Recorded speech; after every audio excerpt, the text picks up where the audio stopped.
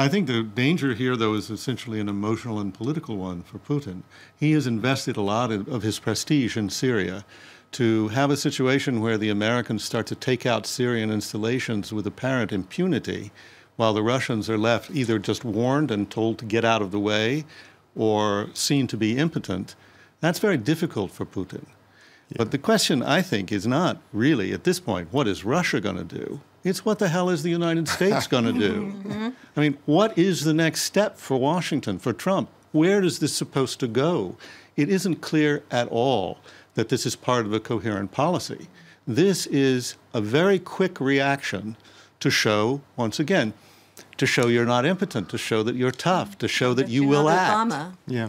No, but I agree with the second part of what you said. I'm not so sure about the first part. I think the problem for Russia at the moment is that Putin, having invested so much of his own prestige in Syria, is left in the position of looking impotent. Well, yeah. And it's possible, of course, to improve to a degree the air defense systems of Syria, but only to a degree.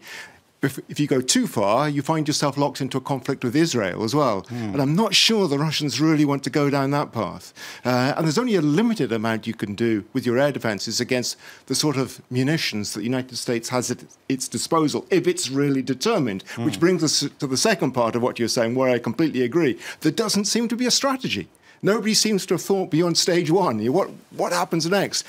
What if Assad does something equally terrible tomorrow? What are you going to do? Well, I think that's the thing. And I think that the big question is, what exactly was the motivation of Assad in the chemical attack? And, you know, did he actually play Trump in a way? Because given that he can keep on launching chemical attacks, this means that the US has to respond to each one, and each counterattack has to be stronger than the one before. And before you know it, the US is in a war that it swore it would not get into.